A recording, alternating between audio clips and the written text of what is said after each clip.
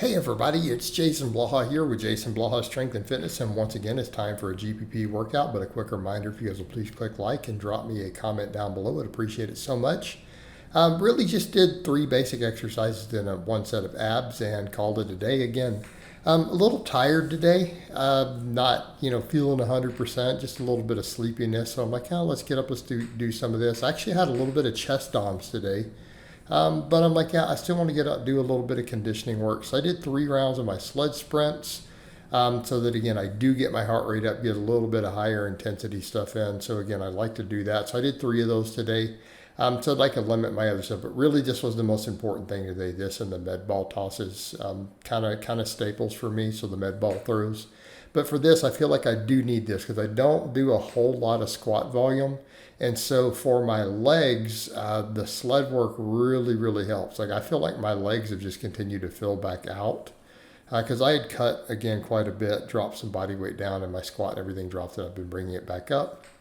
And I feel like my squat is coming back to a respectable level now.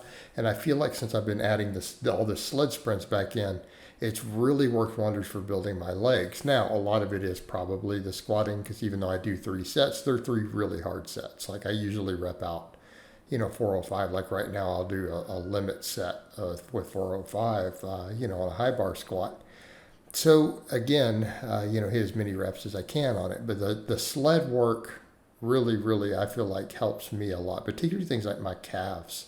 Occasionally get people who go, "What are you doing for your calves?" They look, I've had someone say the other day, "Your calves are getting bigger again. They were always big, but I think they've grown." And I'm like, this is it. I mean, this is pretty much what I do. Sled, some of the jumping helps a little, but I don't always jump. Sometimes I do other stuff in place of jumping. So it's not like every week I do the box jumps. I did them today though.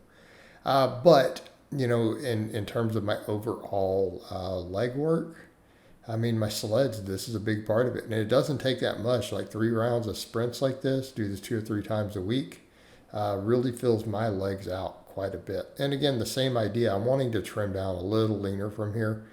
So I'm trying to tighten the diet down. So doing all this fasted, again, gets that energy turnover up, right? We're going to burn through more calories throughout the morning. So I fast in the mornings. I just drink black coffee all morning. And I like to do all my training fasted. So I did 5 sets of med ball throws here. I know we call them tosses is technically the term, but I like to think of them as throws because we talk about jumping and throwing. But I sometimes call them med ball throws instead, which is still is a form of throwing. So I like these a lot. So I've been starting with sets of 3, and I've worked up to sets of 5 because I can't really get heavier med ball. The only one I have is a 30-pounder, which is heavier than most med balls apparently. Not really much out there that we can get that's going to be, significantly heavier than that. It's not that common. Very few companies make anything bigger, and so for most of them, 25 to 30 is the upper limit. But I like the med ball throws. So again, I built up to 5s on these, so I just did a 5 sets of 5 with it. And so the idea here, I feel like for me, they help with my shoulder mobility. I feel a lot of shoulder activation in delts. I feel like they help with my delts, which is something I do need to bring up a little bit.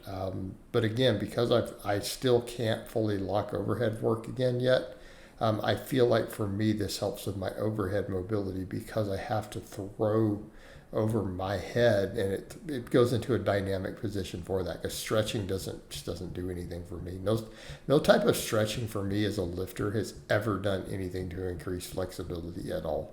But dynamic type movements like that do tend to help. So like doing pullovers, for example, got me to where I could do pull-ups again in spite of those old shoulder impingements, which were overuse injuries I had a few years ago. This stuff does seem to help.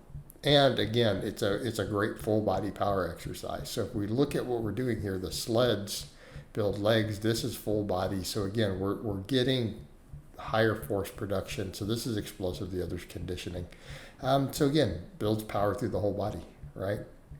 Again, trains the body to go as one unit. So then we'll do the box jumps to get force production in the legs. So if we start looking at this, we're going to get improved squatting and stuff from the quad and leg development from the sled work. As far as this goes, this will carry over to power on things like our deadlift. because of the start position and it being a hip hinge type movement. And then we'll do the box jumps to improve, power production in the legs. So by the time I got to the box jumps, I felt on the second set a little wobbly. It's kind of like, my force production was down. I was landing a little funny. So I ended up doing for those just 3 sets of box jumps and then called it a day. But I did 1 set of hanging leg raises afterwards. I did say I do want to do the leg raises. I feel like the extra ab work's good again. Plus, it's free grip training, right? It's free grip training. But you'll see in the footage here, I may not talk through the rest of it. A little talked out on this, but I did three sets of 5 on the box jumps on my 24-inch box.